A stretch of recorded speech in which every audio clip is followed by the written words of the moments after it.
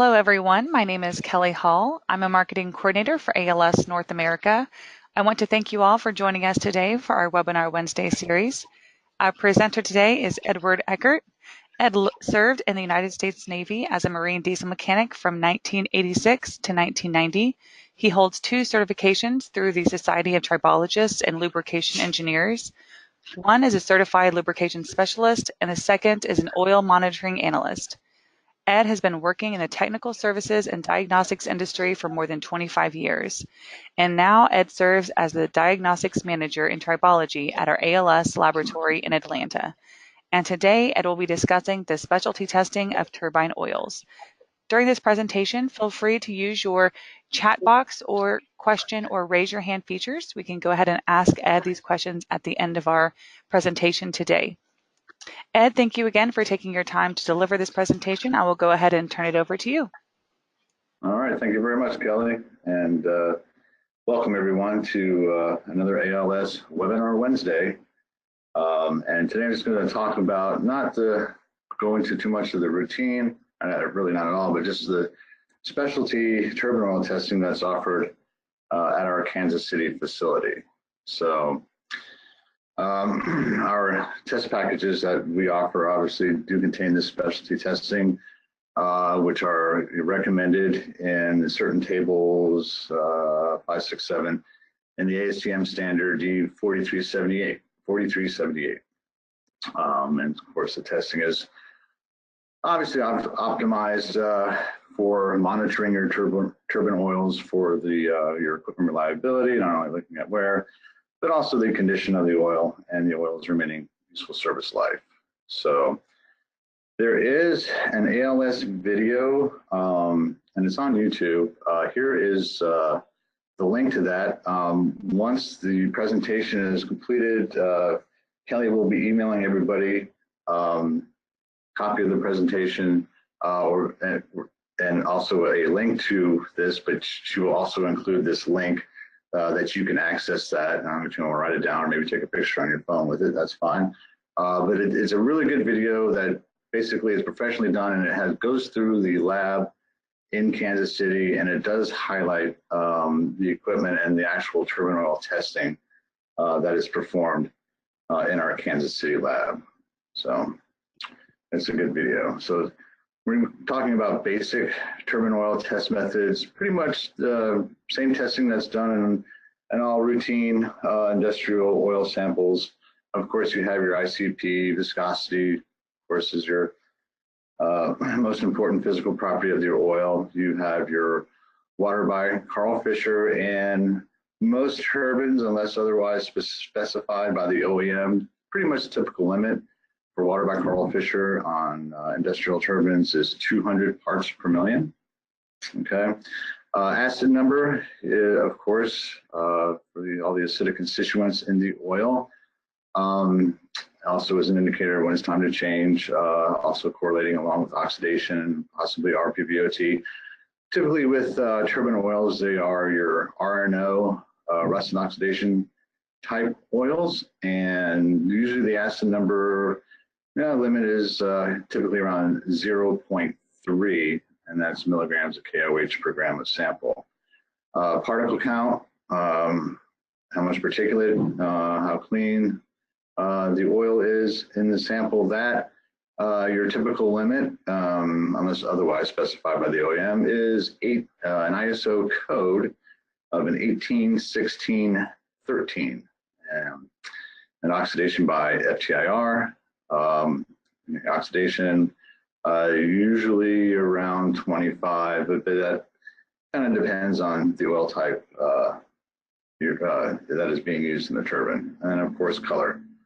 Color is a good test. Obviously, the darker the oil, the older the oil could be. You could also have some other issues, but again, that would be correlating with other data like RPVOT, possibly tan, if you get a really high color and viscosity. Okay. So these are the specialized testing that we're going to just go through, how the test is done, what the guideline is on it, and I'm not going to read through all of them because we're going to go through them right now. So, okay. The first one on the list I have is the RPVOT, rotating pressure vessel oxidation test.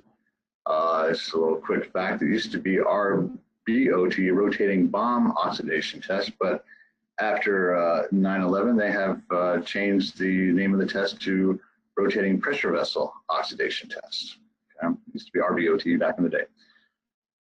All right, so the method is 2272. It is a D4378 recommended test for either your steam, gas, and combined cycle turbines. It evaluates the oxidation stability of new and in-service oils, which also, when you're looking at this, you also would look at other correlating data like TAN and oxidation too. It provides a excellent test parameter for looking at, remaining useful life of your turbine oil. The test itself, how it's performed, it uses heat, water, and a copper coil it's a catalyst for the oxidation. The sample chamber is pressurized at 90 psi.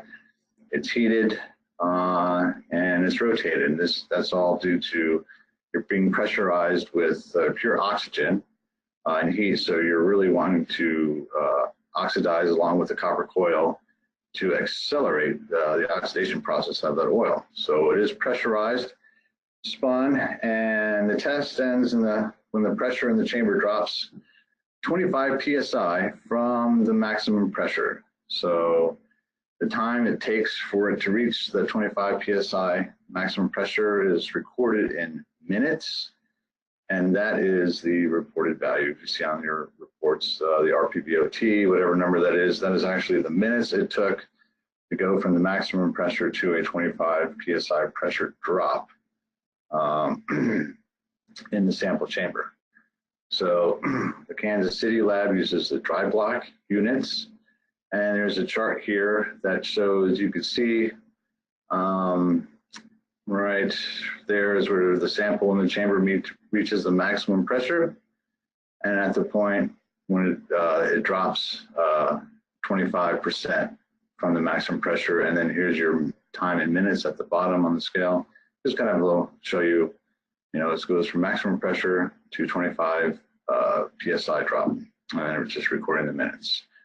The warning limit from D4378 is 25% from the new oil value. So if you have a RPVOT of new oil, let's say at 1,000, it gets below 250 minutes, then that would be a warning limit. But when you get down that low, you maybe would see other correlating data that may be elevated, such as oxidation, TAN, possibly viscosity. Okay. It also is a recommended for the steam, gas, and combined cycle turbines. Okay. Moving on to water separability, it's performed to determine how the oil's performance when contaminated with water and its ability to shed that water. So in a 100 ml beaker, they use a 40 ml of water and 40 ml of sample are combined. Of course, water goes in first, then the oil. They place the in a heated water bath at 54 C, which is, get my math, I think about 130 degrees Fahrenheit.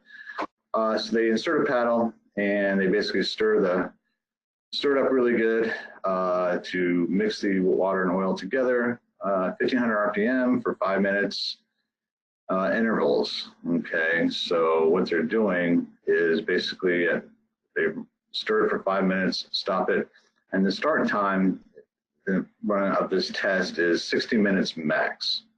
Okay, or unless you achieve complete water and oil separation, the test will stop before that, and that time is recorded. So just real quick, the results are reported. If you look your test results, you'll see are reported in 4 values for water separability. You've got the first number will be your oil, second water will be how much water, and then your emulsion, if any, and then the time.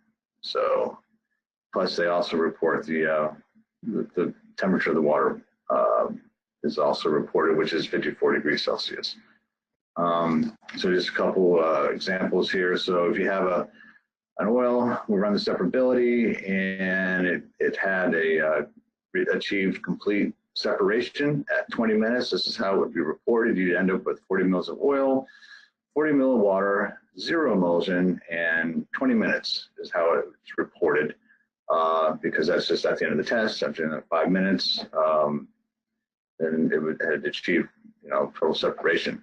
A test result of 39, 35, 6 means 30. That's wrong. This is 39 mil of oil, 35 mil of water, and 6 mil of emulsion at 60 minutes. So basically, at the end of this, the test continued to go through all 60 minutes, and at the very end, did not achieve full separation. And at the end of the 60 minutes, we ended up with 6 mil of emulsion. So this is a recommended test for steam and combined cycle turbines, and the limit for this is greater than 3 mil stable emulsion and or less than 36 mil water at 60 minutes. Now, if it does fail, ASTM, the D4378 says, as far as a corrective action, if your rust test A passes and your water content is normal, then there is no corrective action for that. So speaking of rust, we do rust test procedure A. Procedure A is mostly recommended for your industrial turbines. It uses deionized water, and also there is a rust test procedure B, which uses a synthetic seawater, and that is recommended for marine turbines, possibly be contaminated with seawater. So the test is done to evaluate, how well the oil can inhibit rust, prevent rust from occurring on ferrous parts, gear train, bearings, shafts, whatever the case, just in case water gets mixed with the oil. So the test itself, 300 ml of oil is placed in a glass beaker. The beaker is then inserted into a bath that maintains a temperature of 60 degrees C, along with a stainless steel only rod. Of course, you don't want the stainless steel stirring rod to rust, so that's why it's stainless steel. So when the sample gets to the test temperature itself, there are 2 polished steel rods that are inserted through the beaker cover. And in the back, you can see there the sample chamber itself going into the bath right there.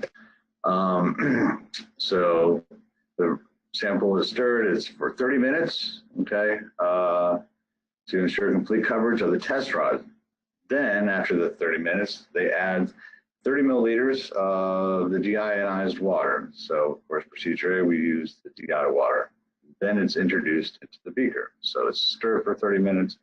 Then 30 ml of water is added. And then after the water is introduced, then the timer starts and the test continues to run for 4 hours. At the end of the test, if both rods are free, after 4 hours, they don't see any visual rust on either one at all, then the result is basically usually reported as pass. If the rust is present on both rods, of course, it's reported as a fail, and then ASTM in the procedure, they give you 3 classifications of how much rust is on the rods. You can either classify it as a light, a moderate, or severe, okay? And one rod, and in the procedure, if one rod contains rust and the second one does not, the test must be repeated using 2 new steel rods, which can be very time consuming, but I've never heard of one rod rusting or one rod not. So, but it is a recommended test, D4378 recommended test for steam and combined cycle turbines. And like I said at the beginning, this procedure B uses synthetic seawater, and it's recommended for marine turbines. However, our Kansas City lab can run procedure B if needed to, if requested. Okay. Moving on, foam sequence test 1, which is in the ASTM D4378 recommended tests, and our Kansas City lab performs this. They also do sequence 2 and 3 if needed, but obviously it's performed to determine the foaming characteristics, which is the tendency and the stability. Those are the two characteristics this test is looking at, and it's of the oil at 24 degrees C, which is 75 degrees F, pretty much room temperature. So obviously it's an important property of the fluid, as you know, if the oil is foaming, you can cause lubrication. One of the possibilities is causing lubrication starvation, and by that excessive heat and possible component failure. So this is a good test to do for looking at your performance of foaming. But so 200 ml of sample is decanted or entered to the beaker. It's heated to 49 C, then allowed to cool to remove any thermal history of the sample, which basically any air entrainment that's in that sample. Okay, so then out of that 200 ml, 190 ml is heated, then poured into they use a big, large 1,000 milliliter cylinder, and the cylinder is immersed into a water bath and maintaining 24 degrees Celsius to maintain temperature. And when the oil is at temperature, they have a gas diffuser attached to an airline. I don't know if anybody has any aquariums or fish tanks. I'm sure you know what a gas diffuser is. It's like a little stone on the end of the line that pumps air. And it's allowed to soak, the actual diffuser soaks for 5 minutes. That's just to allow a complete immersion of the oil into the diffuser. And then after the soaking period, they pump air through it, 94 mil per minute for 5 minutes. Okay, and here's just a picture of that diffuser in the 1,000 milliliter cylinder pumping air. So that's the air is pumped through for 5 minutes. And then after the 5 minutes, the air is turned off. And as soon as that air is turned off, it's immediately recorded. They look at the amount of foam, and you can see here it looks like 1, 2, 3, 4, 5. So probably like 50 mil of foam is in that. So that's what they report, the amount of foam, and that is the tendency. Okay, so and then after 10 minutes, after the tendency and the air is turned off and the tendency is recorded, then the remaining foam, if any, sometimes there is, most of the time there's really not, and that is reported as the stability. The stability of the oil after it's done being aerated, how the foam dissipates. So the limit for D4738 is 450 mil tendency. Should not see anything higher than that. Typically we don't. And then of course stability is 10 mil. So anything over 10 mil stability or 40 mil tendency is a fail.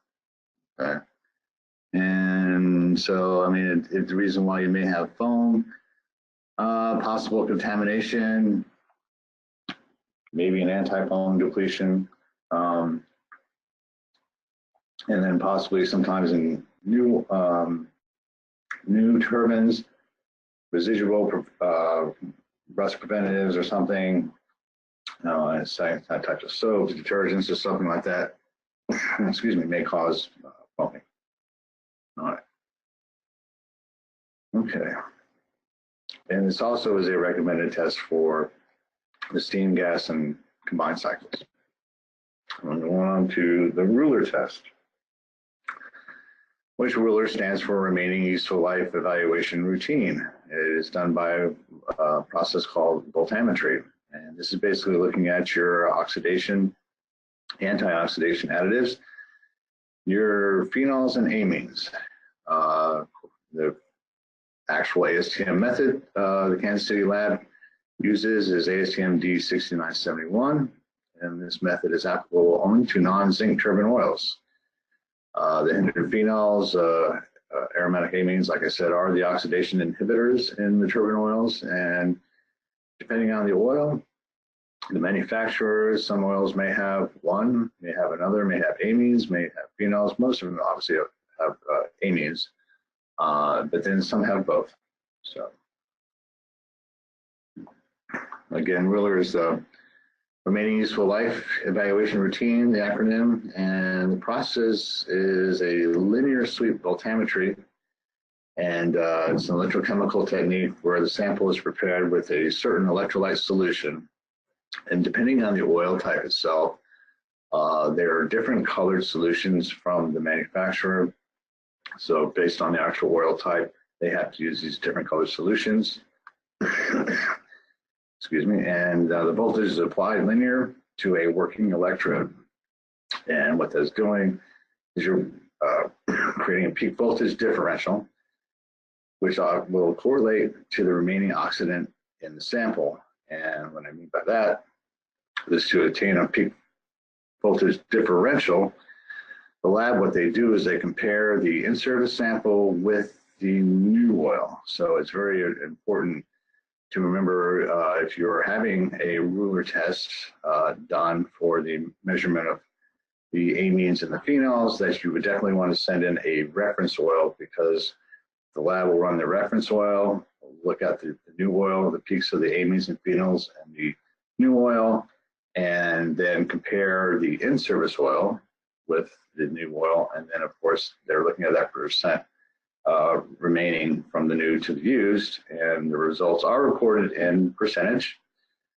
And it also is a D43, 4738, 4378, sorry, recommended test for steam, gas, and combined cycle turbines. And again, it's D4378 limit is less than 25% remaining useful life compared to the original value. So when the level of amines and phenols get down to 25% or low, we will note it on the report and note that those antioxidants are low.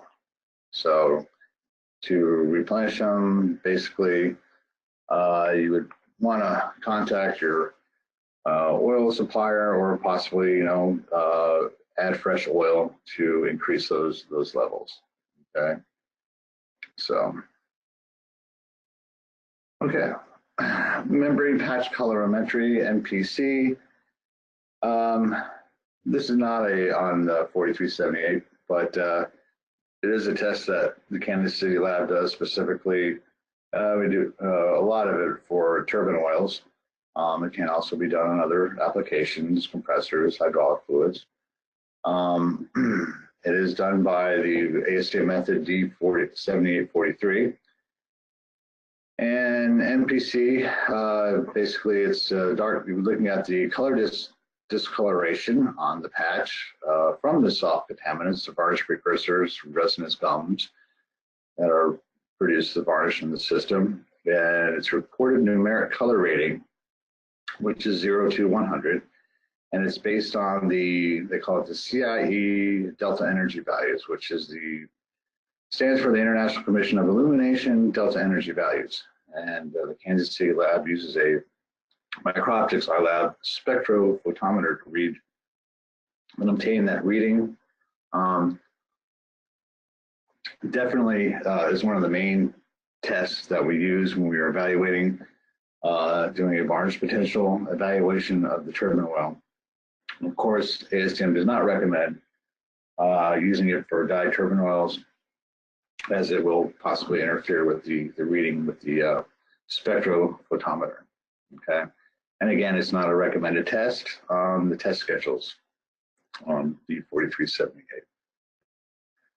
So the sample itself, how it's performed, the test, its sample is shaken, just basically to suspend the insoluble material, and then its sample is mixed with 50 ml of sample with the petroleum ether, and that is to basically remove any polarized varnish with the actual oil itself.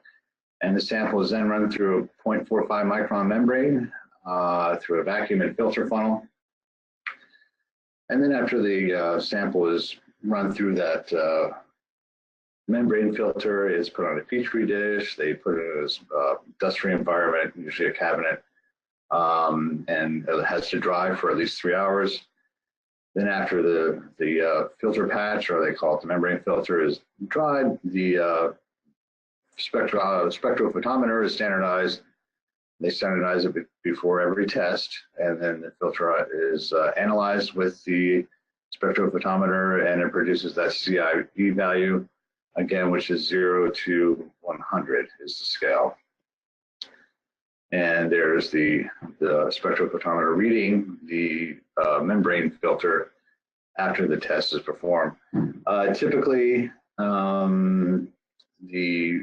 looking at this as far as the rating on that, on the CIE delta energy value, 0 to 15 is considered okay. Anything between 50 and 30 is marginal. 30 and above, you're starting to get excessive. And then anything above 40 is pretty bad. So it gets really dark. That would definitely be an indication of high varnish potential within the oil and within the system. Okay. Last is not on, and it's not an ASTM procedure, but the Kansas City lab does provide this test, and it's again a test useful for looking at varnish potential in the oil. And the ultracentrifuge is what they call the UC for short. It's 42 mil sample. They place it into a centrifuge tube, basically as a test tube. And it's really spun, obviously, really fast, 20,000 RPMs for 30 minutes. And it's at room temperature. So basically what that's doing is with so much centrifugal force, it's taking those varnish precursors, those resinous gums, those varnish material, and drawing it to the very bottom of the centrifuge tube. So after the 30 minutes is done, the tubes, they take it out and they turn them upside down, invert them, allowing the oil to drain out. And what that does is any of that varnish, high molecular weight and soluble material will adhere to the bottom of the centrifuge tube. So then the centrifuge tube is then compared against a chart to determine the rating. It is an in-house method, and it's not a recommended test on any of the schedules in D4378. And here is the rating scale. You look on the left, you've got 1 to 8, and that's a big dark spot. A lot of varnish material at the bottom of that centrifuge tube. And typically 1 through 3 is a pass when we start to say that there's an issue. 4 and above, but you would definitely have some correlating data. When you have an ultracentrifuge rating starting to get like 3, 4, 5, you definitely, in my experience, you'll have other supporting correlating data that will show, like, especially like with the MPC. If you have a high UC, you definitely should have correlating a high MPC rating, the membrane patch as well. So, all right, well, that is it. Ladies and gentlemen, I appreciate your time. And there is my contact information. If anybody has any questions regarding, they can email me direct. I've also, that's my work number, and also there's my cell number on there. Please feel free to contact me at any time. So I greatly appreciate your attendance today, and wish everybody a wonderful rest of your day and week. So thank you very much. Yes, thank you, Ed. We will go ahead and open it up for questions if anyone does want to ask Ed a question directly. Or if you want to type in your question, feel free to type it into your questions box or even your chat box, and we can ask Ed those questions. While everyone on this call is putting their question together, I do want to let everyone know that we have recorded this webinar. We will post this on our ALS website as well as our YouTube channel. We have a YouTube channel under ALS Limited and is under our North American playlist. We post our past webinar Wednesdays as well as other video resources for y'all to look at. Don't have any questions coming in. I also do want to know that we do post our future webinar Wednesdays on our LinkedIn page, as well as our various other forms of social media. We will post links to our future webinars and other valuable resources there as well on LinkedIn. I don't have any questions coming in yet. We'll just give it a couple more seconds to see if anyone has something to ask Ed. Well, I don't see anything coming in at this time. Again, if you do have some follow-up questions, Ed's email is right here, and we will include that information when we do email out the recording next week. Thank you again for attending, and thank you, Ed, for presenting today, and I hope everyone enjoys the rest of their week. Thank you, Kelly. Yes, ma'am. Take care. Bye.